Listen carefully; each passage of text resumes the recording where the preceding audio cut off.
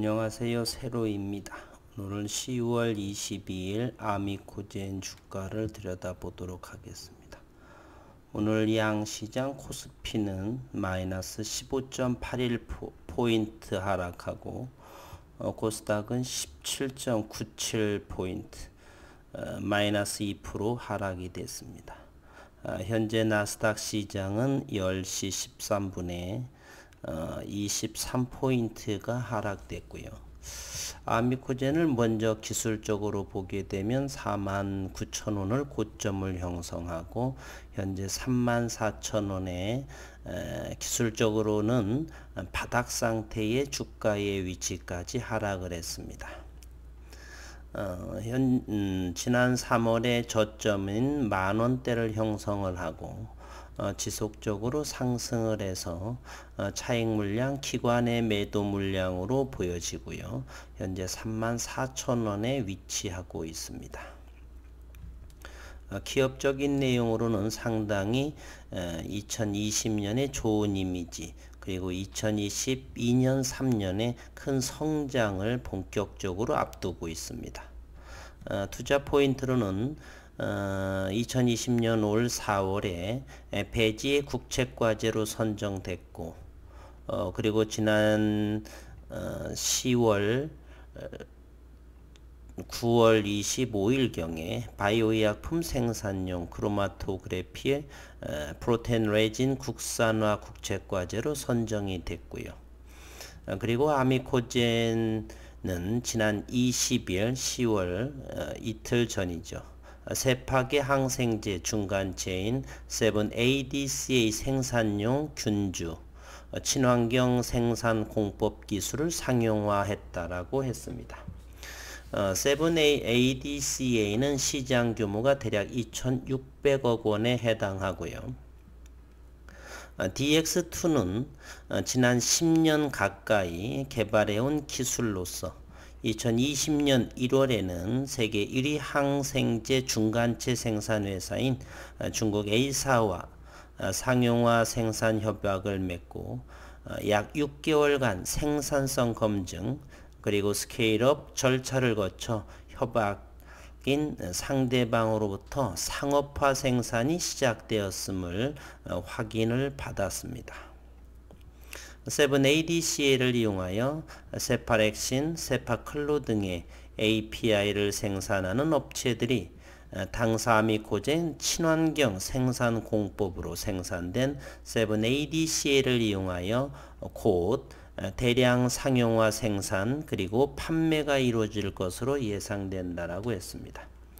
7-ADCA는 정부의 승인도 필요 없다라고 합니다. 중국 A사는 협약에 따라 1년간 A사의 생산 시설에서 DX2를 이용하여 발효효 소법 공정으로 7-ADCA를 생산하고 판매하고 이후 합작법인 설립을 통해서 친환경 7-ADCA 사업을 보다 확대해 나갈 계획이라고 밝혔습니다. 본 아미코젠의 기술은 아미코젠이 진행해온 DX 프로젝트 중에 하나로 알려져 있습니다. 그리고 아미코젠의 최종 목표는 모든 세파계 그리고 페니실린계 항생제를 친환경 효소법으로 대체하는 것이라고 대표이사 신용철 님은 언급을 했습니다. 아미코젠의 21년, 22년에 엄청난 극각의 큰 매출을 기대하고 있는 상황이고요. 현재 기술적으로서는 대단히 많이 하락한 모습을 보이고 있습니다. 기울기가 상당히 가파르고 오늘 같은 경우도 거래량이 대략 여기 아미코젠의 거래량을 보게 되면 잘 보이지가 거래량인 37만 주로서 7%나 하락한 모습을 보입니다.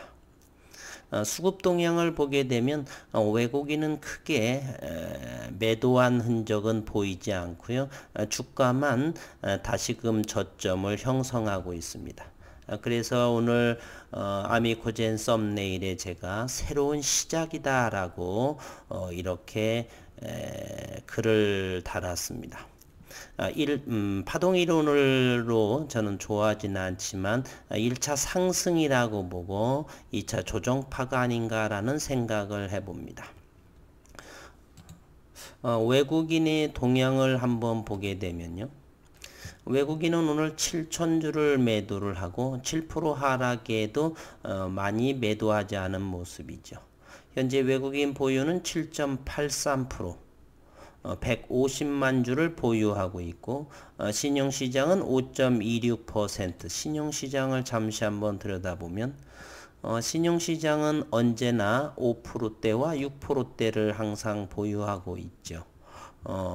지속 드러나고 있는 상황입니다.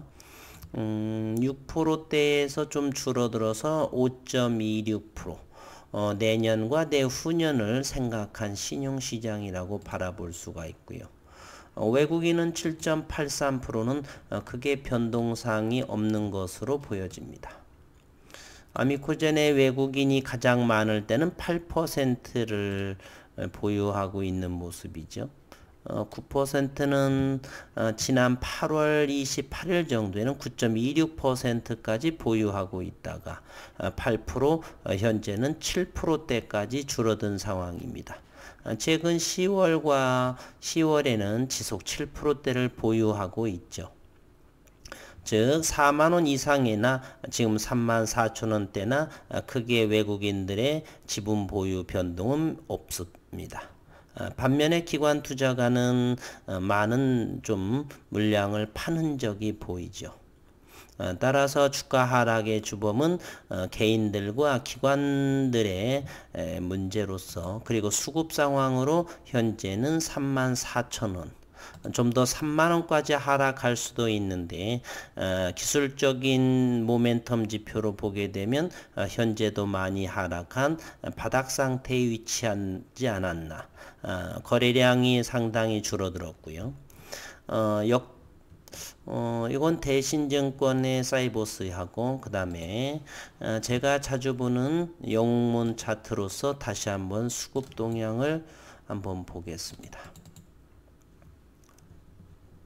아미코젠의 거래량을 보게 되면 금년도 3월부터 역대급의 최고의 거래량을 동반한다는 것을 알 수 있습니다. 잠시 끝이 아니라 1차 상승이 나왔고 2차 가격 조정이 나오고 그 다음에 기간 조정을 거쳐서 새로운 시작을 준비한다 생각을 합니다. 이 엄청난 거래량, 그 이전에는 상장 시기부터 이와 같은 거래량은 나오지 않았고요. 따라서 2020년 올해 들어서 K바이오의 새로운 글로벌 시장에서 인정받는 한 해가 됐고, 그리고 국책과제로서 배지와 프로테인 레진을 국책과제로 선정한 상태의 거래량으로 2021년과 2022년, 2023년도 정도라고 한다면 매출이 실로 엄청나게 성장할 거다라고 하는 생각을 가집니다. 따라서 현재 34,000원 가격대가 힘든 시기가 아니라 좀 더 장기적인 관점에서 보게 되면 기뻐하는 위치, 저가에 매수할 수 있는 상황이다라고 생각을 해보고요. 기술적으로 분봉도 한번을 같이 한번 들여다보겠습니다. 이와 같은 모습을 하고 있고요. 큰 그림 넓게 확인해 보겠습니다. 이와 같은 아미코젠에 위치하고요. 여기에서 저점들을 이렇게 이어보게 되면, 그리고 추세를 한번 그려보게 되면 이와 같은 상승 커브에서 41,000원대를 하회하면서 이와 같이 현재 34,000원까지 위치해 있습니다. 따라서 3만원까지도 볼 수가 있고요. 하지만 여기서부터는 점차 내려가서 36,000원 정도도 바닥권인데 좀 더 넓은 시각으로 보면서 여기서는 추매를 해서 큰 수익을 노려볼 수도 있겠다는 생각을 해봅니다.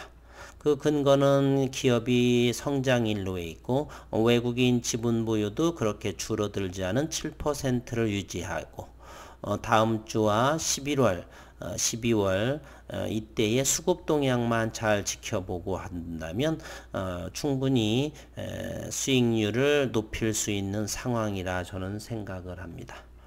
오늘 양시장에서 큰 폭의 하락이 나와서 거래량도 많지 않고 7% 분봉을 잠시 한번 더 이것을 확대 한번 해보겠습니다.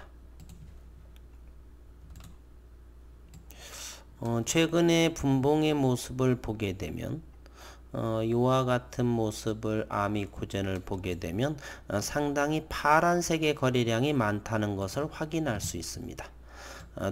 손절한 물량일 수도 있고요. 이와 같이 양봉의 거래량보다는 음봉의 거래량이 상당히 많다. 따라서 주가는 흘러내릴 수밖에 없고요. 그러면 하방 경직이 나오고 기간 조정을 거쳐서 거래량이 줄어드는 모습, 그리고 외국인과 기관들의 매수 수급이 들어오는 걸 보게 되면은 그곳은 바로 적극적인 진입자리다라고 생각을 해봅니다. 아무튼 어려운 장 상황이고요. 힘내시기를 바라겠습니다. 오늘도 수고 많으셨습니다.